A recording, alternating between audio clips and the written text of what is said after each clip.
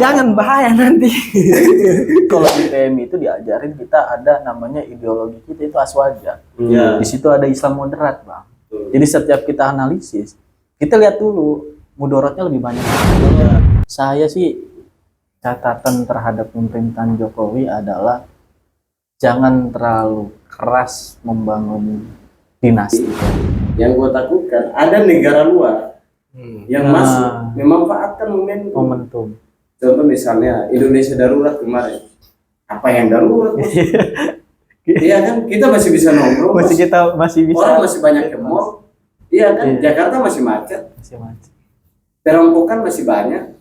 Kriminalisasi. Iya kan, orang happy banyak. Terus apalagi? Rakyat tetap hidupnya begitu-begitu aja, gak ada yang darurat. Ternyata pilkada urusannya apa coba? Urusannya partai politik bos. Iya. Jadi,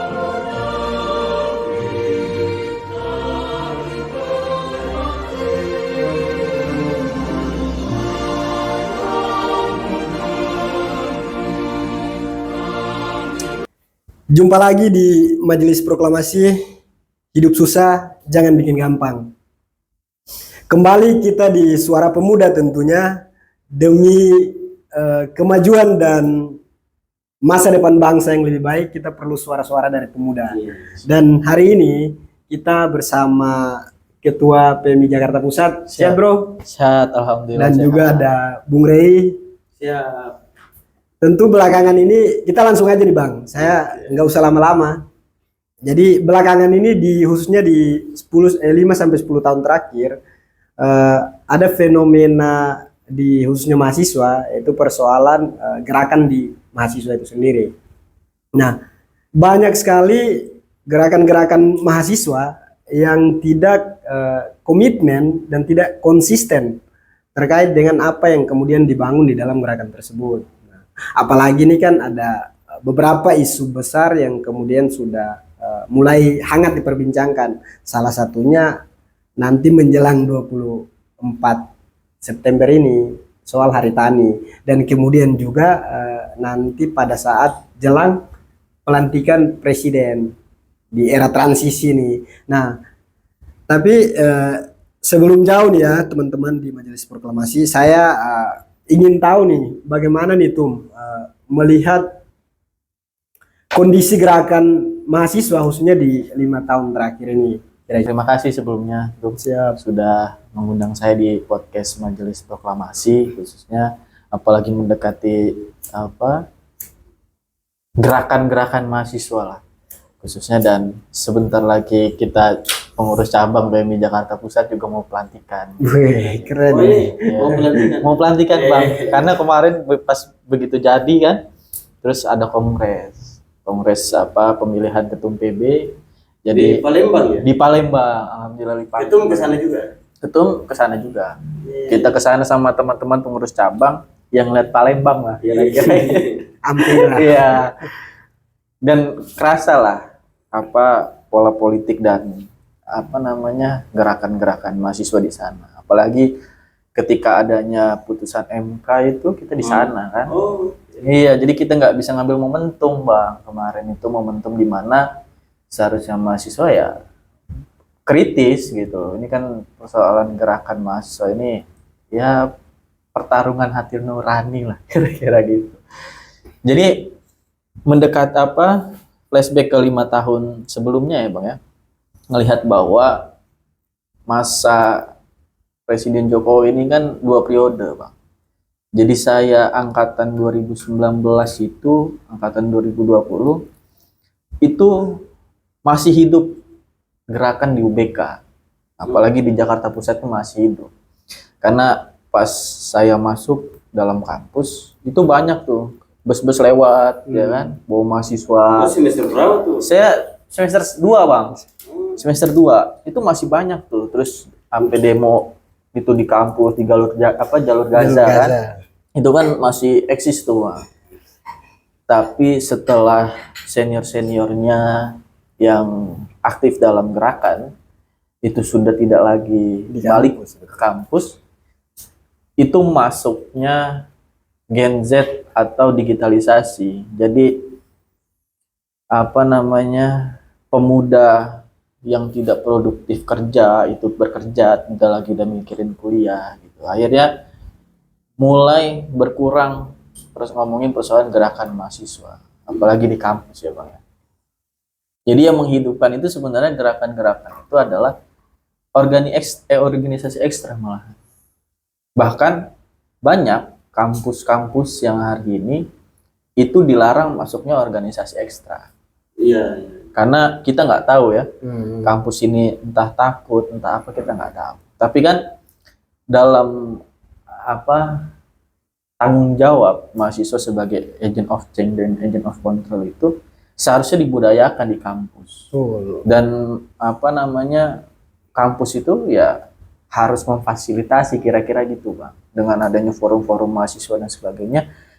Karena di situ kita belajarnya terkait perkembangan zaman, terkait apa yang dilakukan oleh pemerintah, apa yang dilakukan oleh kampus, birokrasi kampus dan sebagainya. Apalagi kemarin itu baru ada isu yang dimana pendidikan itu dikapitalisasi lah kira-kira gitu. Iya, itu bahaya. Iya, parah itu makanya. Tapi ya itu karena kebanyak kampus yang kurangnya organ ekstra yang menghidupin gerakan, akhirnya ya udah begitu aja kira-kira gitu. Tapi kalau kampus-kampus yang ada organ ekstra, biasanya mereka melakukan kritisi terhadap birokrasi kampus. Jadi melihat 5 tahun ke belakang itu gerakan mahasiswa tergantung sebenarnya Bang, tergantung seniornya ini mengajak atau tidak terkait gerakan mahasiswa ini. Karena kan ketika dia melakukan masuk kampus, itu kan pasti yang ditemenin itu pasti senior dulu ketemunya. Gitu. Tergantung seniornya ngajarinya apa nih. Ngajarinya entah gerakan kah atau tidak produktif di kampus kah gitu. Itu yang saya bilang bahwa banyak kampus hari ini yang melarang organisasi ekstra karena takut dikritisi mungkin. Iya. Lo ada pengalaman nggak cerita sampai hari ini kan lo jadi ketua cabang. Ya? Itu kan butuh proses. Nah, kita misalnya Jakarta Pusat itu UBK. Apa yang tadi lo cerita itu kira-kira masih ada nggak di tahun 2024 ini ada cerita yang lo dapat dan hari ini nggak ada? Khususnya masalah belajar di organisasi ya. Jadi kalau dulu Bang saya di komisariat itu, jadi kalau di komisariat PMI itu pengawalan dan kaderisasi kira-kira gitu, pengawalan kader dan kaderisasi. Dan saya kalau misalkan nggak ada agenda, pasti anak-anak itu saya ajak demo. Oh gitu? Iya, pasti kalau misalkan nggak ada agenda dalam seminggu atau 1 bulan. Misalnya nggak ada diskusi atau seminar. Iya, gitu ya. Itu kita ajak demo. Karena apa? Jadi karakter berpikir itu teman-teman hari ini itu harus dibentuk karakter berpikirnya. Jadi kita harus paksa adik-adik itu untuk berpikir. Kayak kan sebelum aksi itu kita kaji kasusnya, nah nyari kasus itu di mana dan sebagainya kira-kira gitu. Jadi saya itu dulu memang kalau misalkan teman-teman nggak ada agenda atau ngapain kita ajak demo, entah demo itu apa Bang. Itu misalkan kelihatan di media yang kita anggap bahwa itu netral ya, itu pasti kita demo gitu. Karena nanti nggak ada kerjanya birokrasinya kalau nggak kita demo kan. Jadi kita demo itu bagian dari menegur sebenarnya bahwa kita memperingati bahwa masih ada loh yang kontrol perintah ini gitu. Anak muda masih ada yang peduli terhadap bangsanya. Masih ada yang peduli terhadap bangsanya. Apalagi sekarang teman-teman itu udah mulai tidak ada giro semangat berorganisasi. Kalau saya ngeliat di Jakarta ya. Tapi kalau di daerah-daerah masih ada lah. Di Palembang kemarin? Di Palembang masih ada kritik dan sebagainya karena begitu putusan MK itu kan yang layarnya biru itu kan, video yang layarnya biru itu dipasang semua di snap anak TNI itu kan. Terus yang buat stand camping itu mereka buat banner sendiri. Nggak tutup jalan itu di Palembang? Enggak. Oh gitu, nggak geruduk kantor gubernur? Enggak. Nggak sampai sono. Jadi ya saya bilang ke teman-teman kan di sana itu cabang-cabang nasional di sana ketika kumpul bahwa dengan adanya kongres kita kehilangan momentum yang dimana teman-teman yang di komisariat ini harus diajar kritis, karena kalau idealis sudah tidak lagi diajarkan, terus siapa bang gitu loh ke depan yang memeriahkan demokrasi kira-kira gitu. Itu sih bang kalau dari saya melihat pengalaman sampai hari ini pun sama. Selesai pelantikan kita tetap memperkuat idealisme, gerakan dan sebagainya. Iyalah. Memeriahkan. Iya kan kalau kalau PMI ini ya. Pergerakan mahasiswa Islam Indonesia kan. Tulisannya PMI, kalau nggak jaga pergerakan gimana? Harusnya dijaga. Dari komisariat itu harusnya diajarkan bagaimana merawat pergerakan itu sendiri, karena dari nama organisasinya aja udah pergerakan. Iya, bukan ya, maksudnya pergerakan bukan demo doang kan? Iya, ya kan gerak-gerak sosial lah. Sosial, baca buku salah satunya, terus apa? Ya advokasi, terus menulis. Ya kan hari ini kan era digital bisa ngonten kan, demo lewat. Iya. Kita demo ini. Jadi ini bang, saya itu kemarin tersentuh karena ada salah satu kader PMII di Jakarta Pusat itu ketika saya buat agenda, dia menayangkan video di mana dia buat gerakan sosial. Buat gerakan sosial yaitu belajar baca dengan menjadi anak-anak yang nggak sekolah terus pengemis pemulung itu dia yang ngajarin gitu loh. Nah ini yang teman-teman di PMII besok saya ya berfokus pada gerak-gerakan mahasiswa dan gerak-gerakan sosial gitu. Karena jangan sampai karena terfokus dengan gerak-gerakan yang sifatnya kritisi gitu, kita lupa gerakan sosial. Karena kalau bukan mahasiswa ya siapa? Kalau di UBK kan jelas tuh motonya kan, kampus penyambung lidah rakyat. Apalagi PMI kalau gerakan ya dari gue baca ya, ini kan tokoh utama pemikir pendiri PMI Mahfudz Junaidi kan, gerakannya menuliskan, kritisnya lewat tulisan. Dan itu sejarah bangsa ini tercatat tuh. Jadi kalau anak PMI melupakan sejarah itu kan repot juga, dan tidak melakukan gerakan yang sama kan bisa. Hari ini manfaatin aja digitalisasi. Makanya saya lagi ini bang, lagi coba mendalami persoalan gerakan romantisme.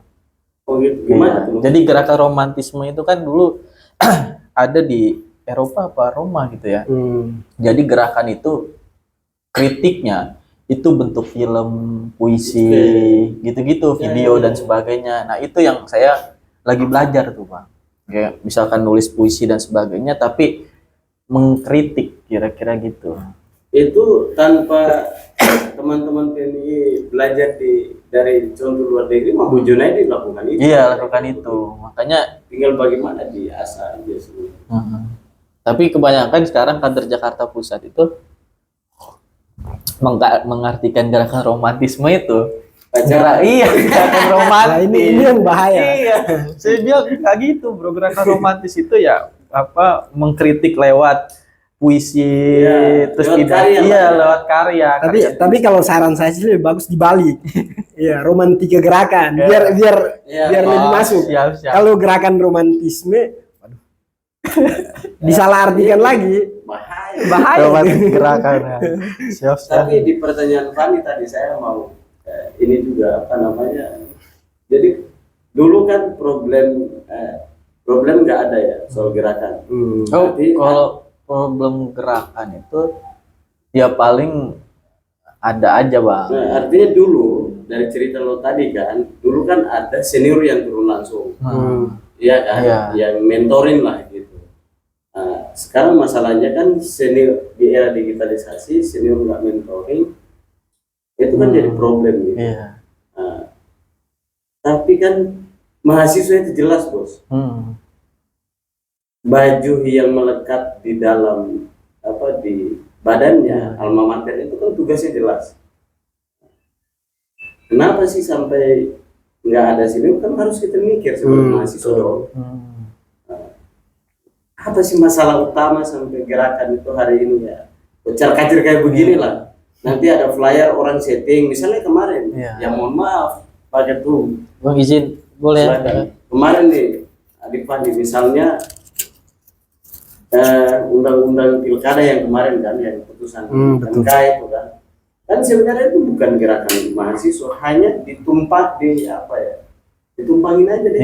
Kalau mohon maaf kalau gue bilang kan, dan itu mahasiswa merasa hebat begitu, padahal enggak, isu orang, iya kan? Lalu mahasiswa masuk dan akhirnya mahasiswa jadi korban juga, pas berantem sama polisi, dipukulin gitu. Ada yang tangannya sobek. Kalau dapat cerita anak PMI dikejar dalam tol itu. Terus masuk penjara apa ya? Terus akhirnya juga ada kita berantemnya bukan lagi sama DPR, sama polisi, Pak. Harusnya berantem sama senior-senior tuh di DPR. Iya, seharusnya kan. Ini berantem sama polisi, Pak. Woi, ngeri sekali. Lihatnya gitu, ini bahaya.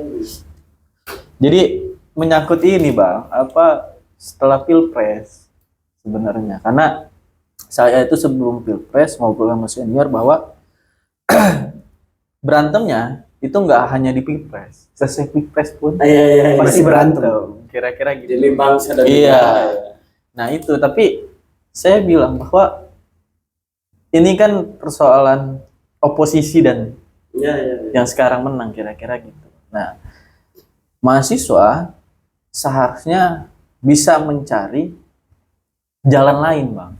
Oke lah kalau kita sebut bahwa ini momentum perbaiki, terus bersih-bersih birokrasi gitu. Tapi kan dalam artian ya, kenapa sih kita nggak buat konsolidasi sendiri gitu? Tanpa adanya iming-iming bahwa ini analisis media. Kan analisis media, Bang. Kalau misalnya kita sebut analisis saya sebut analisis media karena itu yang dikonsumtif sama mahasiswa. Pada akhirnya, ini cakep nih kita nih, rame nih ya kan. Cuma itu kan isu orang. Iya, isu orang.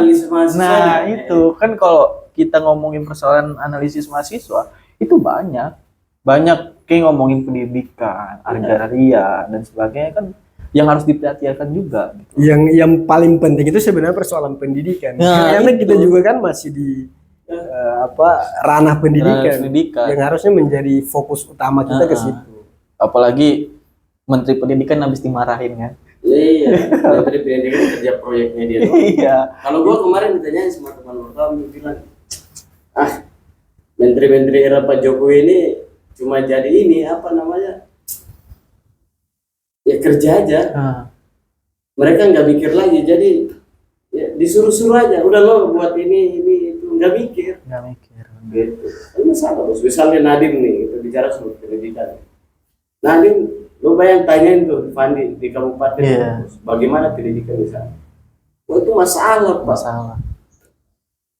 Nggak usah banyak-banyak. Perpustakaan aja. Di Jakarta ini kan banyak ya perpustakaan keliling. Di sana kan pulau-pulau. Harusnya program perpustakaan keliling kan harus masif kan. Nggak ada, bos. Bener. Nah di Makassar tahu nggak itu? Nah itu problemnya. Dan teman-teman mahasiswa misalnya yang ada di Kabupaten Fandi itu, SBT itu, di Maluku sana itu, bagaimana lihat itu? Terus Nadiem tahu nggak kira-kira perpustakaan di SMA, di SMP itu masih aktif nggak? Kira-kira gitu. Nanti orang nggak ada yang mau baca, Bang. Mungkin aktif. Kalau aktif berarti tingkat minat baca kita itu nggak mungkin 0,0 berapa persen dong. Kalau aktif, karena itu kan sederhananya seperti itu. Di SMA saya itu malah nggak ada perpusnya, mati nggak ada. Nah itu kan mana itu? Di Jaktim, gitu. Jadi masih banyak saya kira bahwa perpustakaan di sekolah itu masih harus jadiin evaluasi bahwa minat baca siswa dan mahasiswa itu harus dikembangin, Pak. Karena pengetahuan dari situ. Kalau orang nggak baca kan, salah satu kan kita sebenarnya udah clear bos soal baca ini.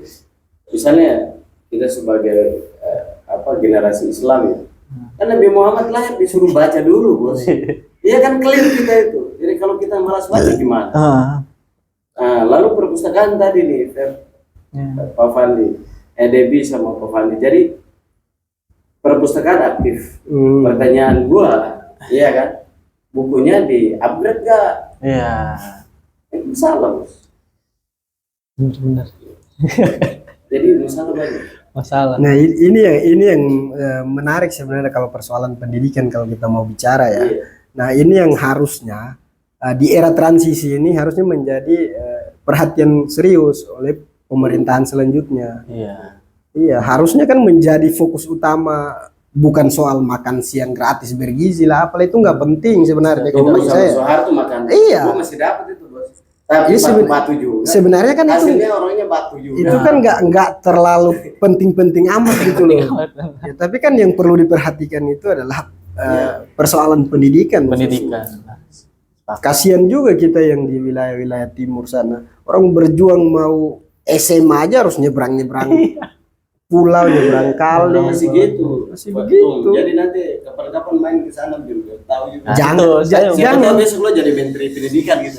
jangan bahaya nanti.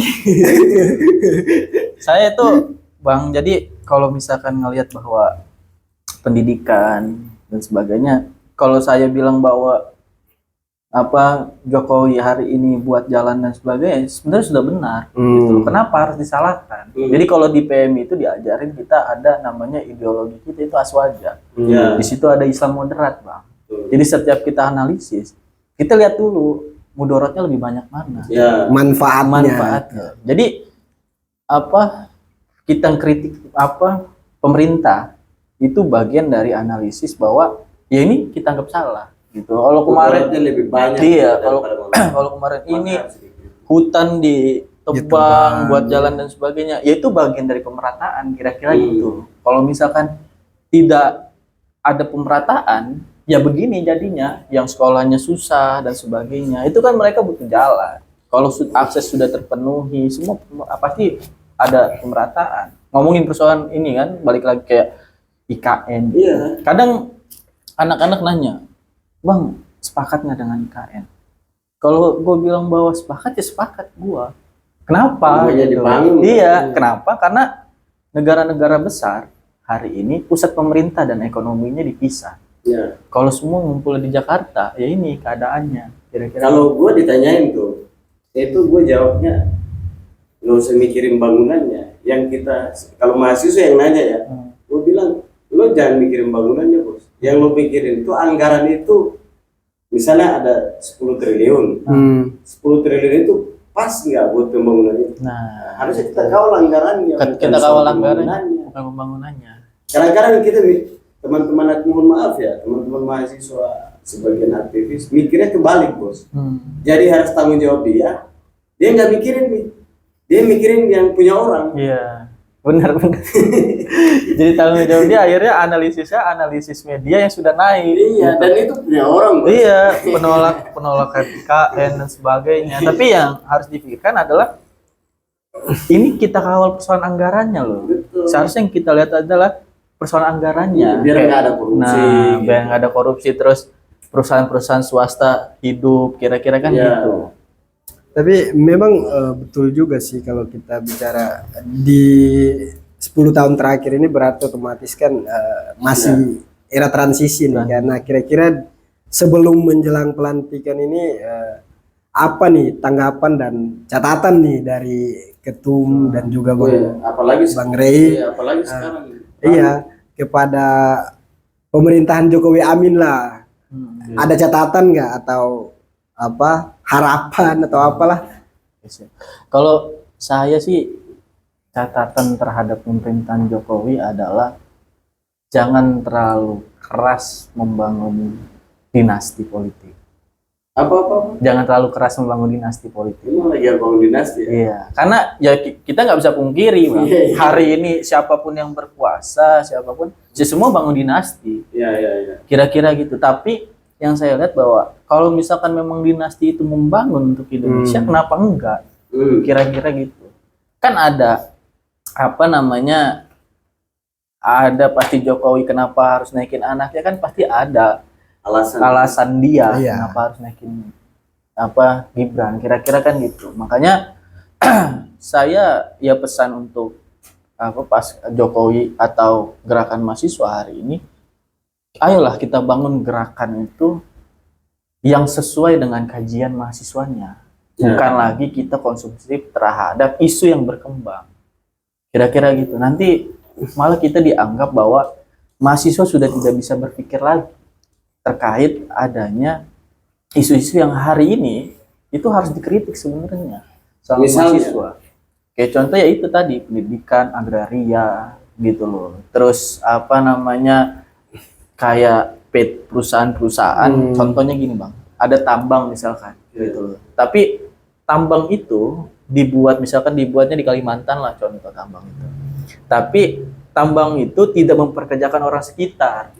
Nah ini kan yang harus dikritik gitu. Seharusnya yang bekerja itu orang sekitar dong gitu. Jadi hidup ekonomi mereka gitu loh.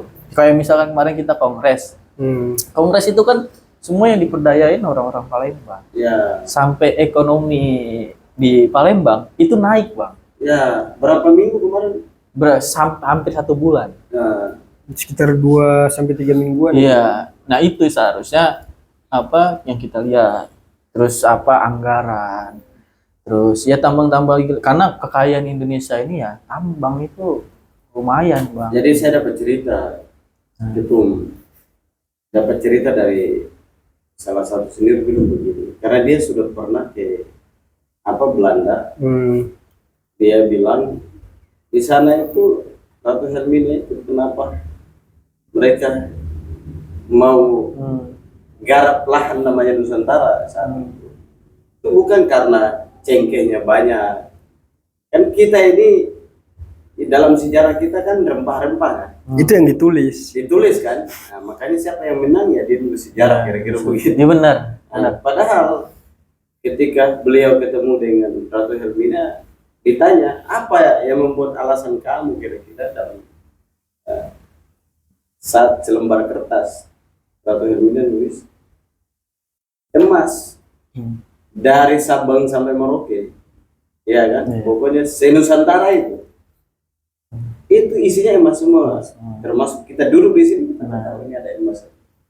Jadi mungkin yang jadi nulis sejarah itu dipikir kalau gua kasih tahu emas, kalau tambang emas ini kan berantem kita ini. Ntar kita nggak bisa masuk garapan, tidak ada garapan lagi kan. Rakyat nanti fokusnya ke sana. Udah biarnya rempah aja lah.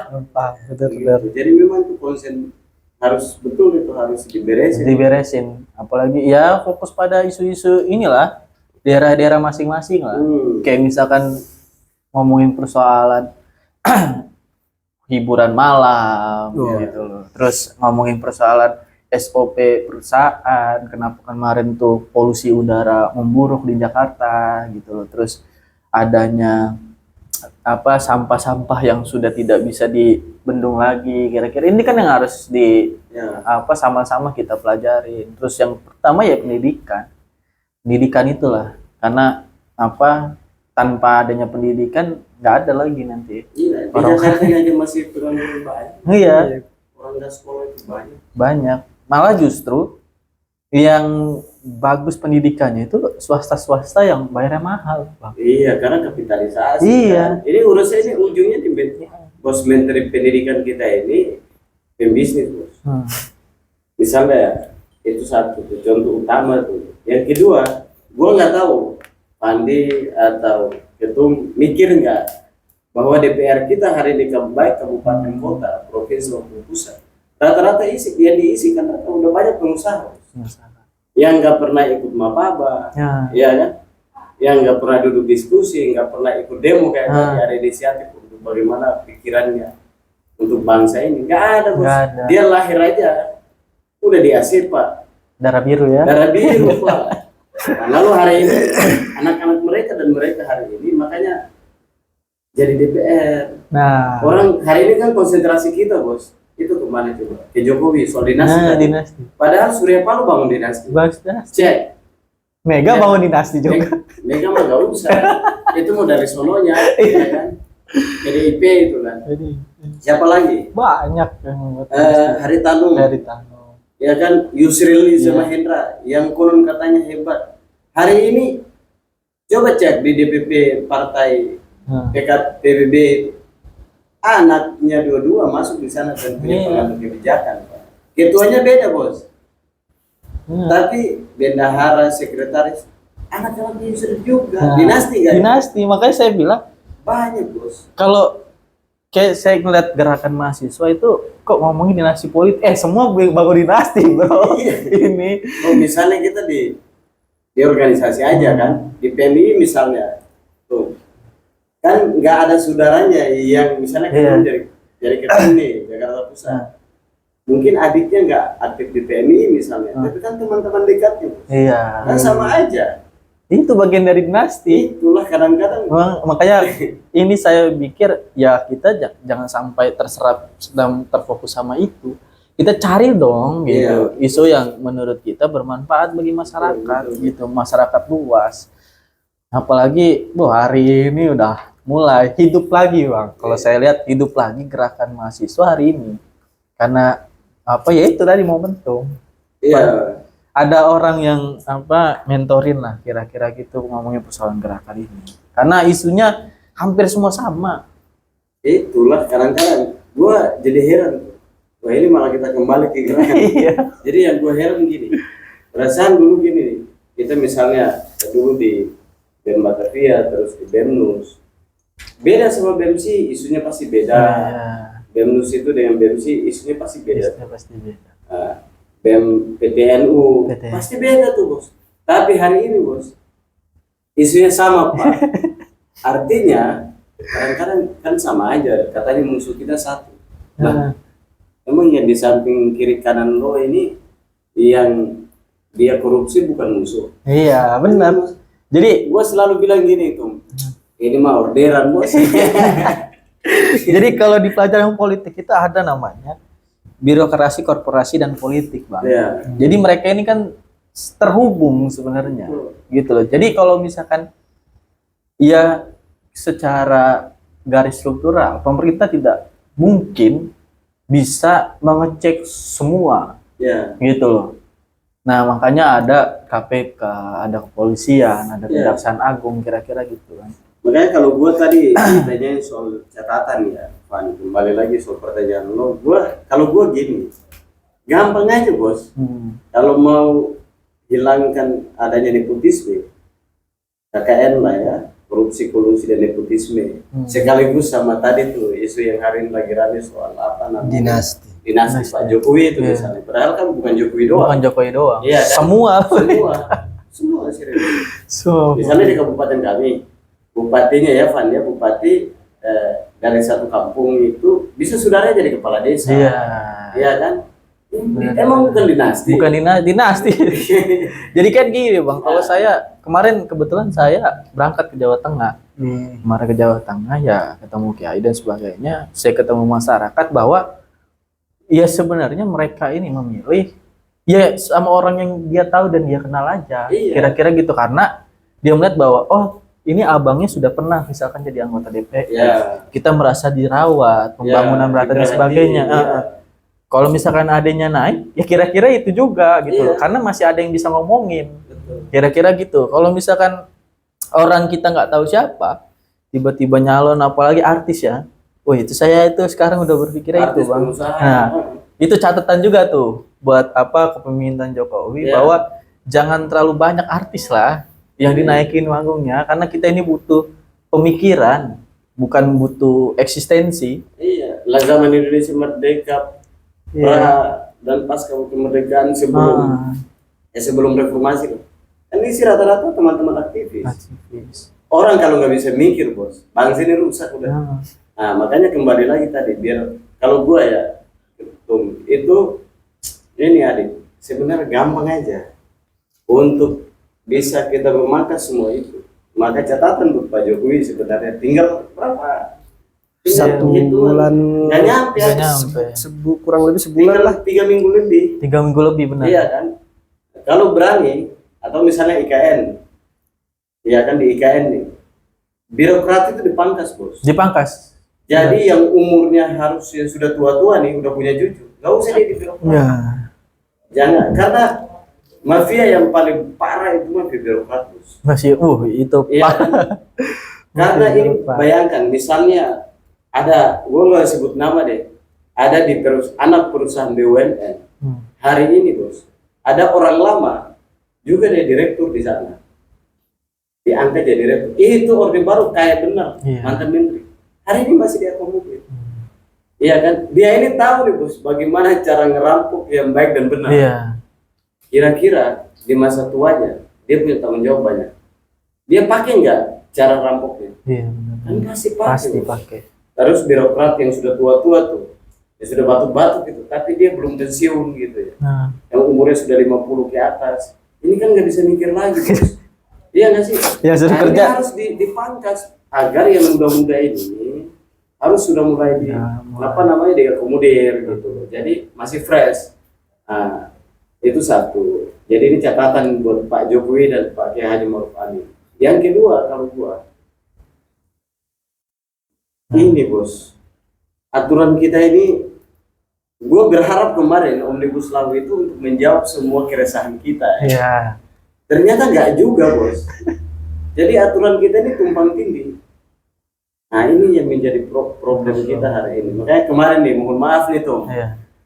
Kayak kemarin dari senior ini sih, tapi dia jadi sekjen PBNU, terus ganti Bu Risma.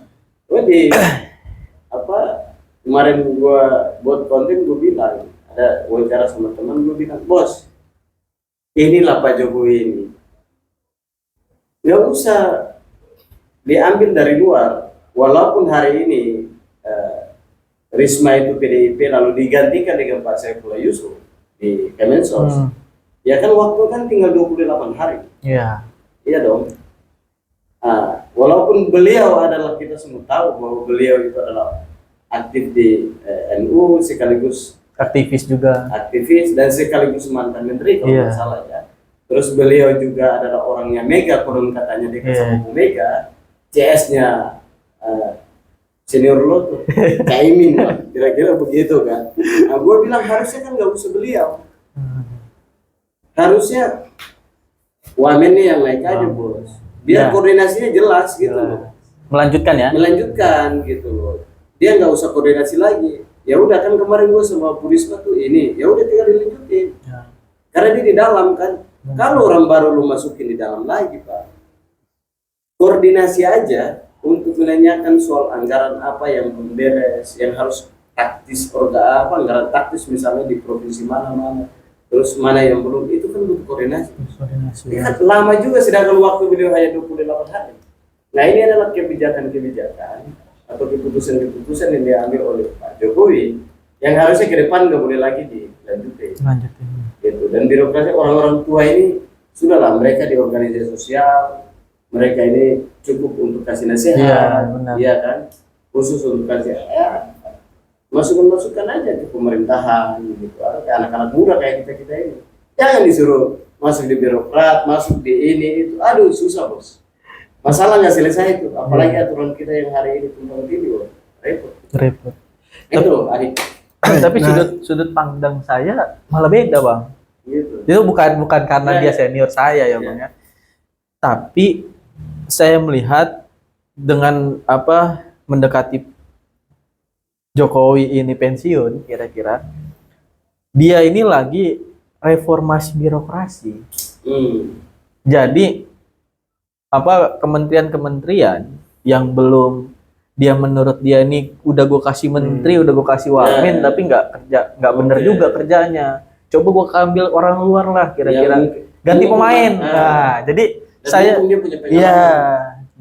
tuh jadi melihatnya sebenarnya Jokowi mau ya ganti pemain aja, karena selama saya 10 tahun kira-kira gitu kan, ya ini begini-begini aja. Tapi ganti pemainnya telat.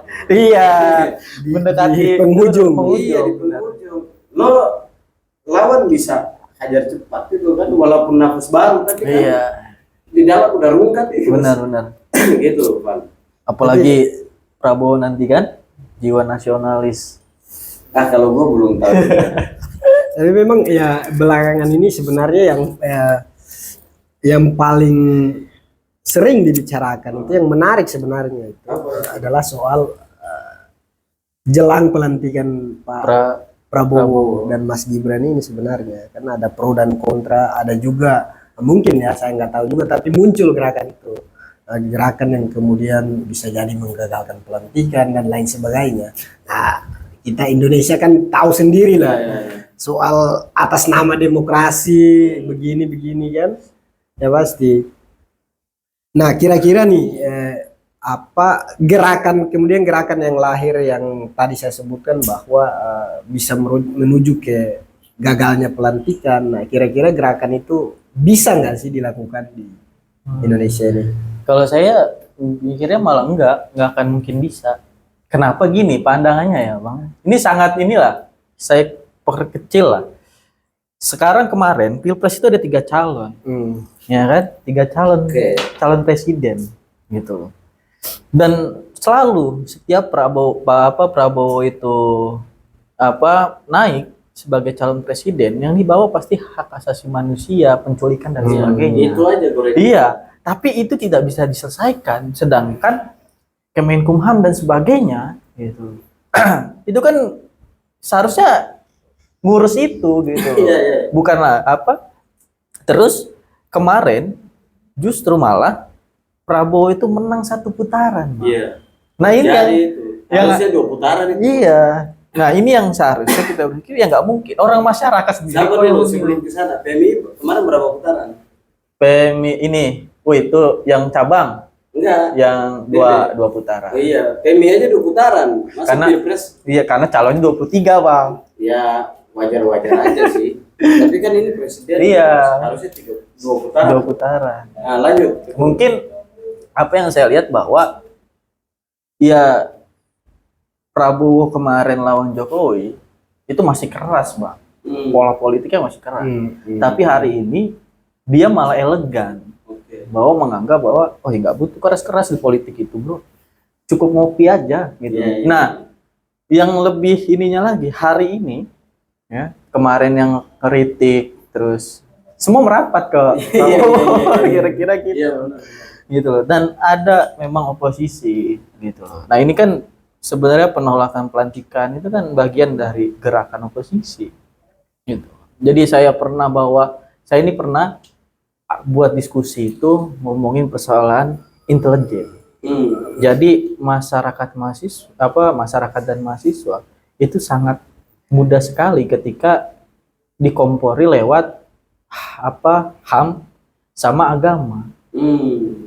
Jadi yang selalu dibawa isunya ya HAM terus. Gitu loh. Nah, dari itu isu orang. Itu makanya ya kalau misalkan ditanggap, bukan saya bilang bahwa saya pro terhadap Prabowo, tapi ini bagian dari pemikiran saya bahwa kalau misalkan kalian menolak pelantikan Prabowo ya seharusnya dari kemarin dong. Kenapa baru sekarang? Tolak dong dia naik ngomongin persoalan HAM gitu loh. Terus nggak usah dipilih.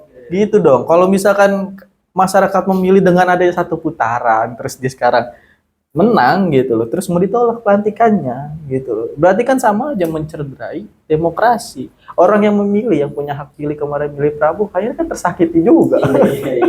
Kok gue milih kemarin lu tolak pelantikannya, kira-kira gitu. Apalagi konsumtif ini kan media. Ya, tapi gini, Tung, tadi di awal tadi sudah jelasin banyak hal ya soal gerakan mahasiswa ya. Dengan melihat kondisi hari ini gerakan mahasiswa seperti ini, kira-kira bisa nggak terbangun nggak gerakan itu?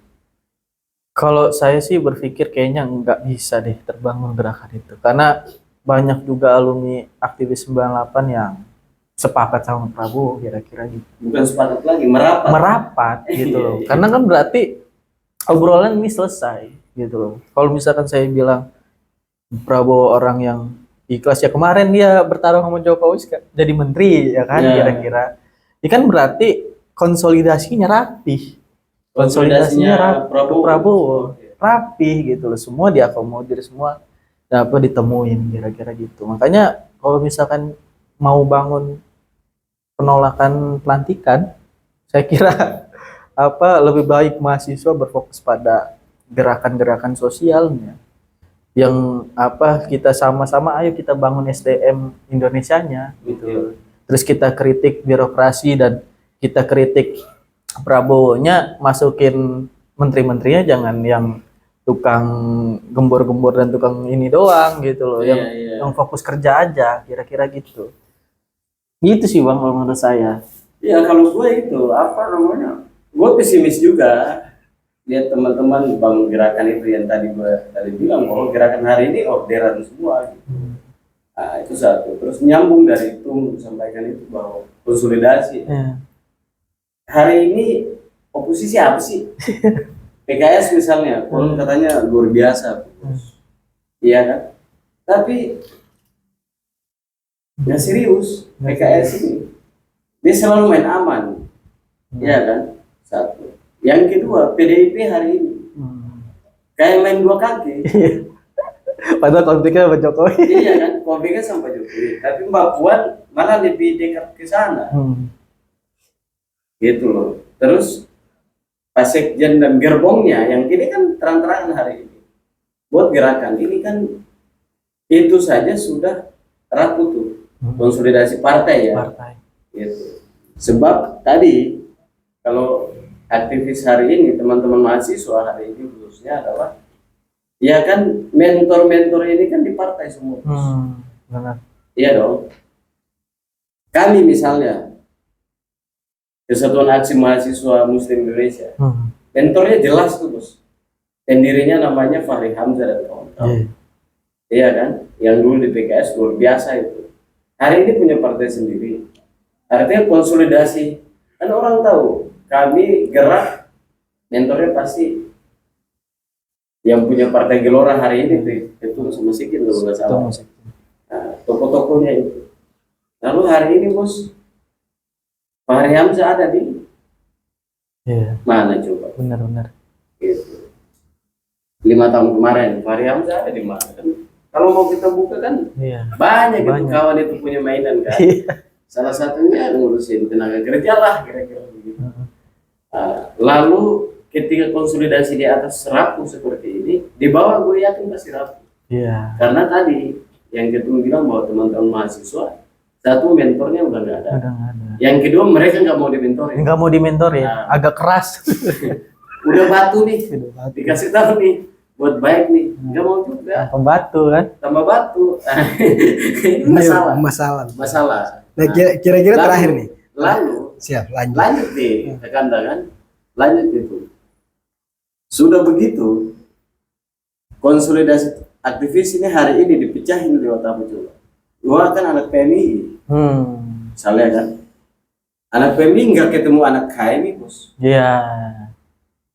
Terus anak HMI dia lihat itu kan teman-teman ini kami, usahlah mereka jelas tuh PKS. Iya kan, misalnya PMI selalu di PMI anak-anak MKI misalnya, kan kalau nggak orderan NU berarti itu PKB. Jadi konflik itu yang dibangun hari ini boleh ya. Dan akhirnya ya udah teman-teman lihatnya cuma di atas saja muter-muter. Akhirnya mereka nggak bisa nyatu. Nah, lalu yang menjadi problem adalah isu nggak punya. Tadi dijelaskan banyak hal. Yang kedua nunggu orderan. Yang ketiga apa coba? Kalau mereka kondisinya hari seperti itu, yang gue takutkan bos adalah yang menolak.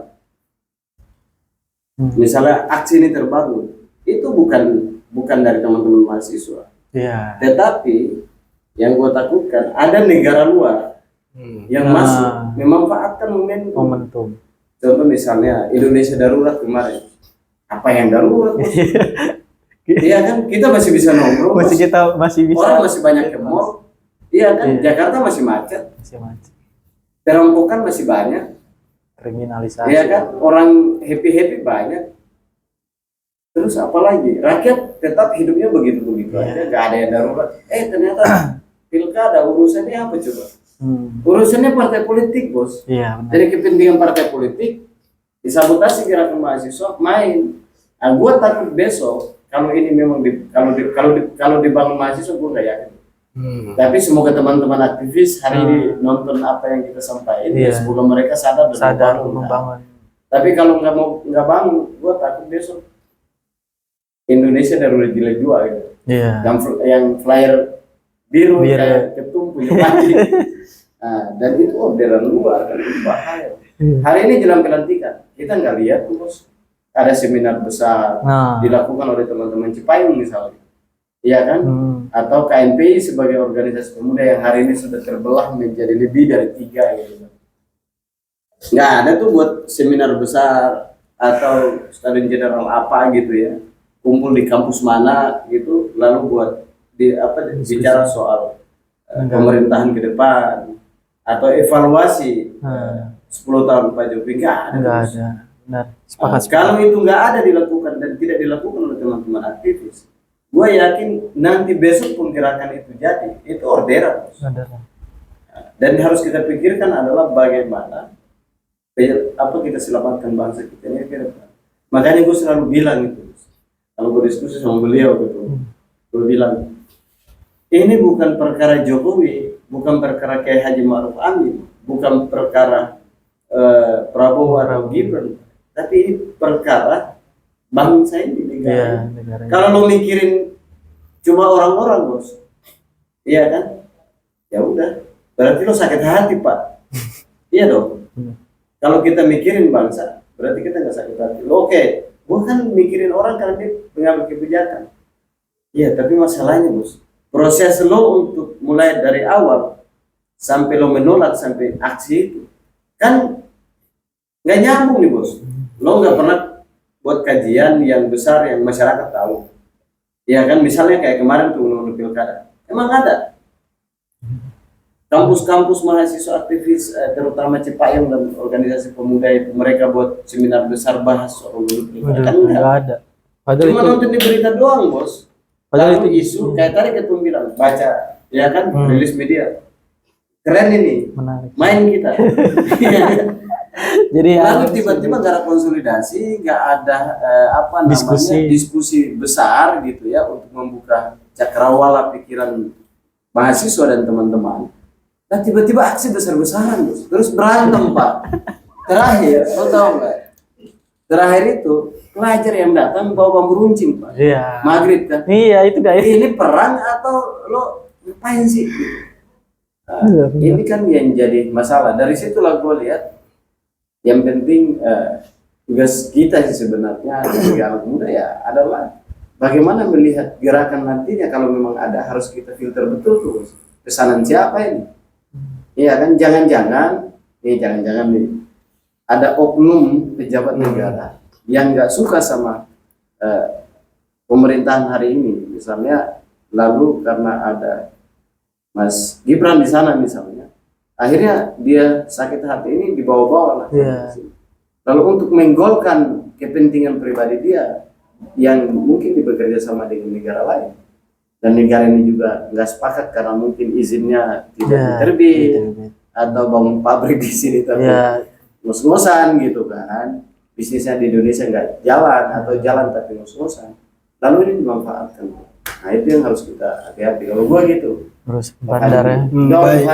Baik, memang melihat fenomena-fenomena sekarang ini kan, apalagi khususnya gerakan-gerakan mahasiswa dan masyarakat sipil kan biasa-biasa aja. Kalau kita lihat kembali ke era 98 sebelum reformasi dan akhirnya terjadi reformasi pun kalau bagi saya sih reformasi sama aja. Harusnya kita buat reformasi lagi jilid 2 biar clear dulu. Karena reformasi itu, mohon maaf ya, reformasi itu bukan aktivis yang sukses. Kata senior gue, mereka lagi tidur di DPR, tidur nonton TV santai di ruang komisi itu, ada yang di kosan, tahu-taunya Soeharto jatuh bos. Mereka aja nggak tahu. Tuh gimana? Jadi memang itu yang bahaya. 98 itu saya melihatnya ya dengan adanya reformasi karena Soeharto terlalu lama menjabat. Kalau gue bukannya begitu. Kalau gue beda itu, mohon maaf. Kalau gue bukan lama menjabat, tapi Soeharto tidak romantis lagi. Gue pakai bahasa romantis lo nih. Tidak romantis lagi dengan Amerika. Gitu. Kalau saya melihat itu, kenapa saya bilang bahwa terlalu lama menjabat, kesewenang-wenangan akhirnya. Makanya pemerintah atau pimpinan-pimpinan itu sebenarnya tidak boleh terlalu lama menjabat. Nanti akan timbulnya otoriter. Ya. Terus akhirnya yaudah kayak merasa bahwa negara ini punya dia, kira-kira kan gitu. Makanya timbul gerakan besar dan sebagainya. Makanya kemarin ya. Berarti kalau Bu Mega jangan lama-lama sama Pak Prabowo gitu juga ya di partai. Jangan lama-lama ya. Jangan, maksudnya kita kan mau ngelihat wajah-wajah baru juga. Iya. Gitu kan. Ada pemain pengganti lah. Tapi itu Pengganti. bisa produk. Iya bang, siap. Nah, tapi memang belakangan ini Masih kalau- ada Van. Masih ada pertanyaan nggak ini? masih ada banyak kalau saya masih Jadi banyak ini bang, saya ngutip yang Banyak. tadi ya, pemecah belah organisasi ekstra. Itu saya bawa dalam pelantikan saya bang. Jadi pelantikan saya itu bahasa Inggris lah. Apa temanya? Bahasanya sama bahasa Jawa dulu tuh. Bahasa Inggris. Oh, iya. Kita pakainya agak milenial lah. Iya. Jadi apa diartikan bahwa kolaborasi Jakarta membangun sumber daya manusia, kira-kira gitu. Kolaborasi lah gitu. Jadi saya itu kepengen OKP khususnya itu ayo sama-sama kita bangun sumber daya manusianya. Ya. Bukan lagi apa ngomongin persoalan lagi kita. Gua organisasi Iya, ini, organisasi gua ini. ini, gua benar. Berteman dengan baik lah, berteman dengan Ya. baik, kita bertukar pikiran dan sebagainya. Nah, ada catatan yang sangat penting sebenarnya di pemerintahan apa Jokowi dan Prabowo nanti ke depan memperkuat hukumnya. Kenapa? Karena pembunuhan, kekerasan seksual, Ya. terus apalagi korupsi dan sebagainya itu nggak cocok hukumannya buat mereka, nggak ada efek jerah gitu. Nggak ada benar. Tapi kalau misalkan ada, oke lah kita apa yang korupsi itu hukumannya sedikit, tapi harus dimiskinkan, Ya. harus dimiskinkan dan semiskin-miskinnya. Di Nusa Kambangan kan. Iya, gitu. Jadi ini berarti harusnya mahasiswa nih menyuarakan terkait Iya. dengan persoalan undang-undang perampasan aset tadi. Nah, Perampasan itu seru aset. tuh. Iya. Kalau Tapi itu undang-undang- nanti kita diskusi. Jangan Nah. di sini, Pak. Cuma saya yakin gak mau itu. Tapi kalau ketum siap kita ngobrol lagi tuh. boleh kita karena Undang-undang ini Bang. perampasan aset itu bahaya itu. Iya, masuknya nanti ke pemerintahan Prabowo gitu. Saya ingat bahwa dia mantan militer Iya. yang bilang bahwa kenapa dia pernah perang kira-kira gitu, Iya. pernah menyelamatkan lah nyawa manusia. Saya berpikir bahwa Prabowo harus memperkuat hukum itu, badan-badan hukumnya kayak kepolisian dan sebagainya. Ya kita jangan jauh-jauh kayak misalkan kasus Vina gitu kan. Iya. Terus kasus kekerasan seksual yang kemarin baru ramai itu remaja penjual gorengan dikubur Di Sumatera gitu, Barat. Sumatera Barat gitu. Terus anak-anak di bawah umur diperkosa dan sebagainya. Itu kan harus jadi prihatin gitu. Kita harus jadi perhatian bahwa mahasiswa kita jangan melihat bahwa konteks itu pemerkosaan doang, enggak. Iya. Itu persoalan mental anak itu ketika besar nanti gitu loh. Itu kan bisa Itu nama baik banget. Iya. Masa orang luar dia, di Indonesia perkosa orang enak banget, bisa kita habis perkosa bunuh. iya, terus hukumannya nggak seberapa lagi Iya. ya kan. Orang Udah yang kelar perkosa aja. habis itu keluar lagi. Bener, makanya saya bilang, aduh ini hukumnya harus dan kayak kita tadi itu perampasan aset itu ya miskinkan aja sekalian gitu loh. Iya, ini masalah itu. Nanti kita Masalah. diskusikan. Tapi gue mau bilang bahwa gimana bos? Mahasiswa harus kawal itu barang satu itu. Iya, Masalah harusnya. penegakan hukum kan. Penegakan hukum Yang ketum maksudnya kan masalah penegakan hukum harus clear. harus nih. clear. Makanya kalau mahasiswa itu cinta terhadap negeri ini bos, konon katanya terutama teman-teman Cipayung nih, tanggung jawab ketum nih. Apalagi Jakarta Pusat kan, Besar. daerah gerakan nih bos. Harusnya kawal itu kenapa? Karena yang tadi DPR gue yakin nggak bakalan kan tuh barang. Kenapa? Ya Iya. bos, DPR lah terbelakang rata-rata pengusaha. Pengusaha benar. Iya kan? Kebanyakan. Partai politik, menteri-menteri banyak punya usaha. Ya kalau ini dibuat kan dia masa maling, dia maling. Terus dia buat aturan yang nanti dia ditangkap kan nggak mungkin bos. Dipulangin lagi hasil malingnya. Gitu, Pak. Memang apalagi kan kita sekarang ini kan rame juga nih kita masuk pada istilah, kalau istilah sekarang udah masuk 5.0 ya. Iya. Tapi kalau di Indonesia sih masih 4.0 lah. Iya. Istilahnya Mas, seperti kalau soal gua bilang soal, 0.0. soal digitalisasi. Seri kosong-kosong. Nah, ini saya ada pertanyaan nih soal digitalisasi nih, sebelum Iya. ke era digitalisasi nih. Nah, kira-kira ada nggak catatan kritis untuk mahasiswa nih, khususnya di apa namanya di era digital ini? Oke. Catatan kritis ya. Catatan kritisnya gini. Saya melihat bahwa masuknya digitalisasi yang terlalu masif gitu, bahwa mahasiswa hari ini sudah lagi tidak berfokus pada baca buku, diskusi dan sebagainya, Iya. tapi kebanyakan nonton TikTok. Oh, Makanya gitu. saya bilang tadi Bang, bahwa analisisnya ya analisis hasil dari media dan TikTok Iya. viral gitu. Kita nggak tahu siapa yang buat, Iya, apakah iya. yang buat itu lebih pintar dari kita, Betul. apakah yang buat itu pernah berproses kayak kita, Iya, kira-kira gitu. Tapi itu yang dijadiin apa isu sama Acuan. mereka gitu loh. Nah, dengan kemajuan teknologi hari ini, ya saya kira bahwa kritik untuk apa mahasiswa jangan terlalu terpaku sama medianya gitu loh. Tapi kembangkan sumber daya sama pola pikirnya Iya, gitu. Analisisnya harus dipertajam karena majunya ini semua digitalisasi, nanti keuangan pun sama udah mulai dibuat digitalisasi adanya. Nah, terus adanya judol dan sebagainya itu kan Itu bagian pengaruh besar itu banyak juga kadang aktivis itu ya. Aktivis sekarang ini bos udah kerja rata-rata di PT apa namanya Ludo, PT Ludo Indonesia. Makanya mulai dikurangin lah karena saya melihat bahwa media hari ini ya sebenarnya buat ajang membantu kita. Karena ada juga Bang aktivis yang tiap hari baca terus diskusi analisis tapi nggak bisa megang media. Iya, nggak memanfaatkan Iya, teknologi yang ada. Makanya ya harus berimbang. Pola pikir dan karakter berpikir harus dibentuk, terus persoalan digitalisasi kita jangan sampai ketinggalan. Iya. Gitu. Karena kita udah ketinggalan jauh. Tinggalan jauh.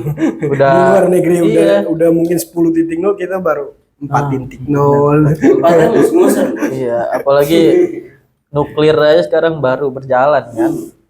Nah, itu yang saya anggap bahwa teman-teman ya harus apa mengambil langkah-langkah yang menurut saya strategis dan untuk kebutuhan banyak umat gitu loh. Karena ya yang melanjutkan negara ini besok kita nggak ada kan kalian gitu loh, apa namanya penerus mereka yang hari ini menjabat juga ya pasti kita kira-kira gitu. Jadi kalau kitanya malas mikir nggak bisa mengimbangi antara apa namanya baik dan buruk gitu kan, tidak bisa imbang misal kayak tadi aku bilang ini bisa baca ya kan, analisis bagus tapi nggak memanfaatkan sosial media atau dia digital ini untuk kampanye untuk kebaikan kan akhirnya yang dikonsumsi ya itu tadi nggak apa video di TikTok nggak jelas, di YouTube juga nggak jelas, jadi di sosial media lah. Terkadang gini Bang, dia yang buat TikTok, dia yang buat meme, hatersnya pun yang komen.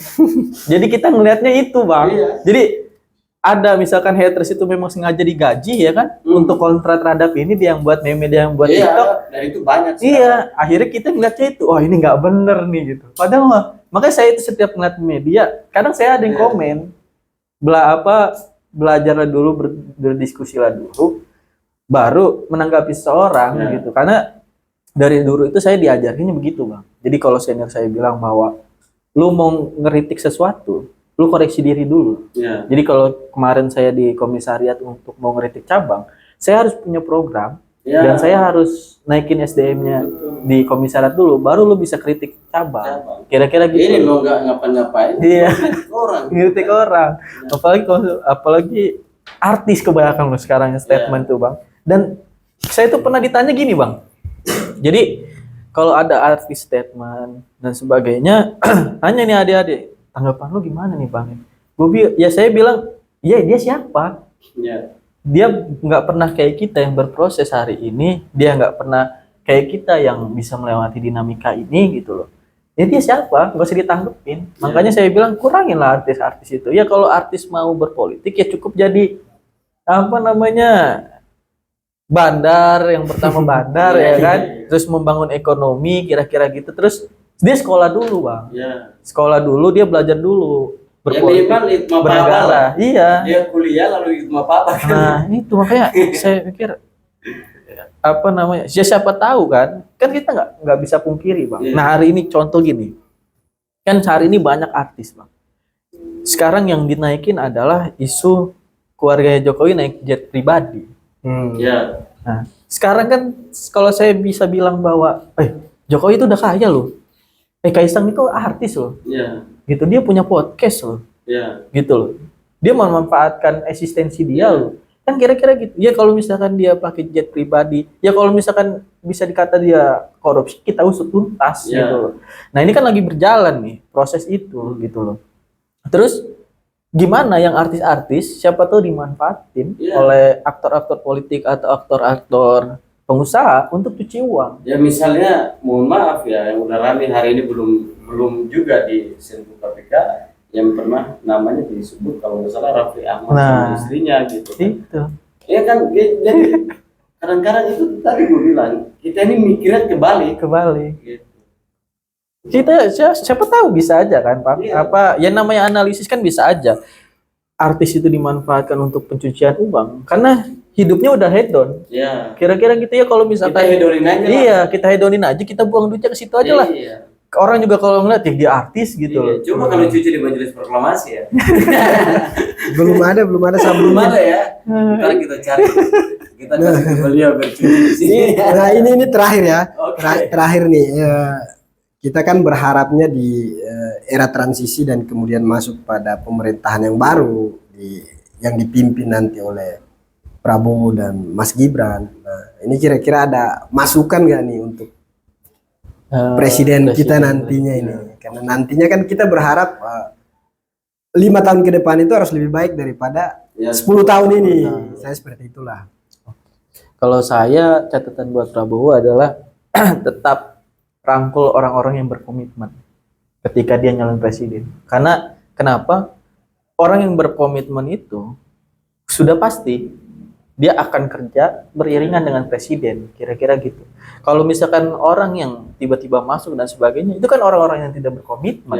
Orang-orang yang tidak nganggur, tiba-tiba nggak ada kerjaan, merapat aja lah ya kan, gitu. Nah ini yang harus dipisahkan oleh pemerintahan Prabowo.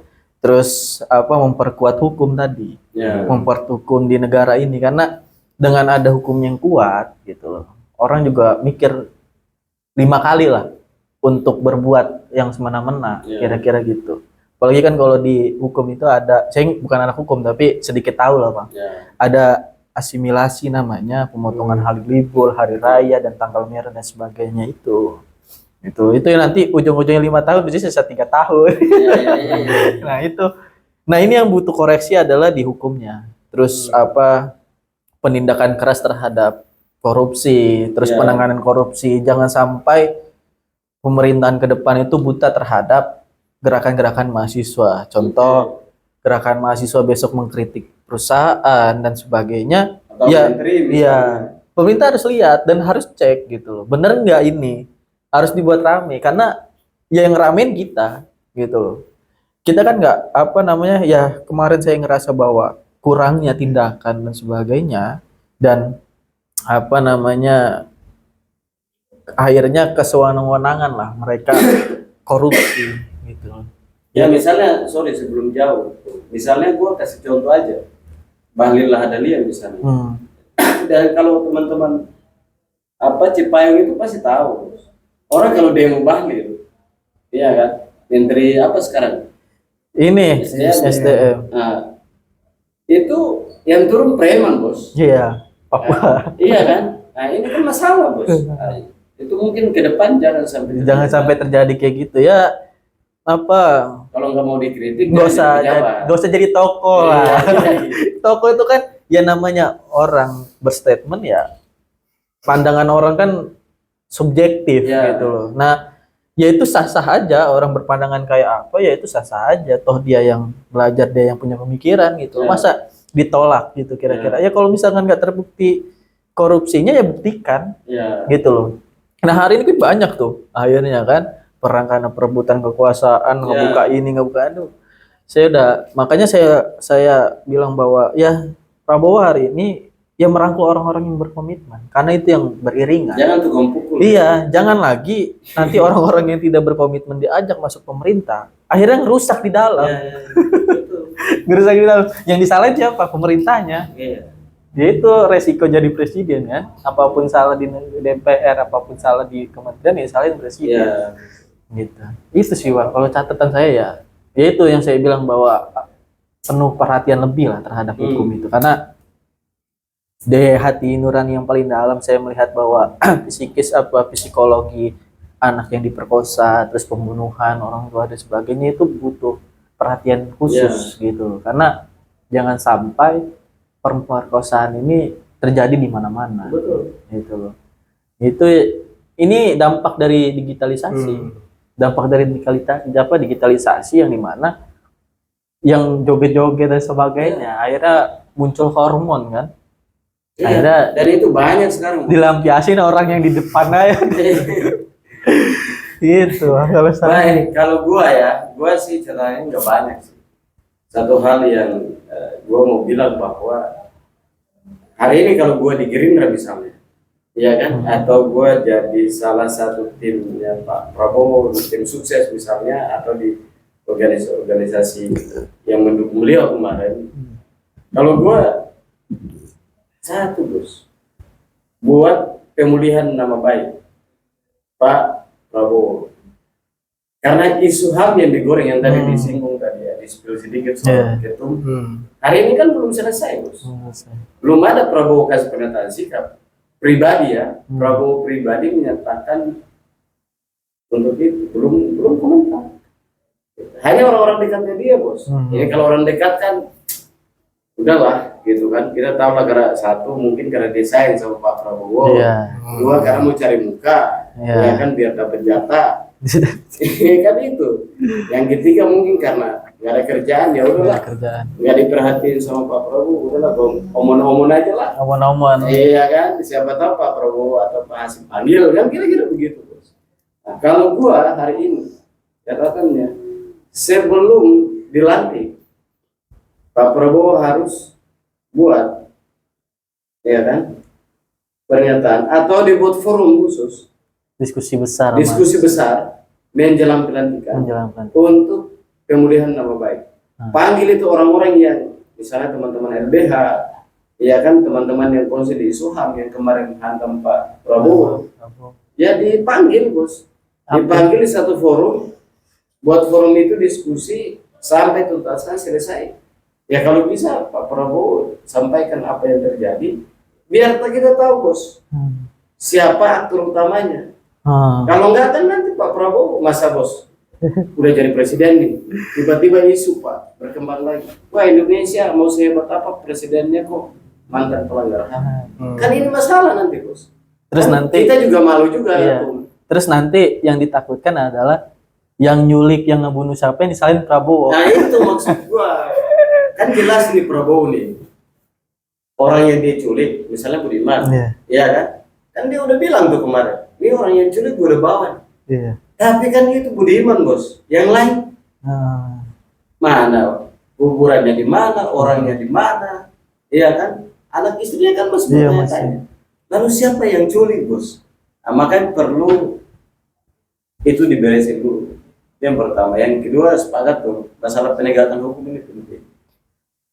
Karena mau ngomong apapun, kalau aturan sudah melenceng, mau menterinya itu sehebat apapun, seprofesional apapun, kalau di dalam aturan itu bisa ada celah untuk KKN, rusak Republik.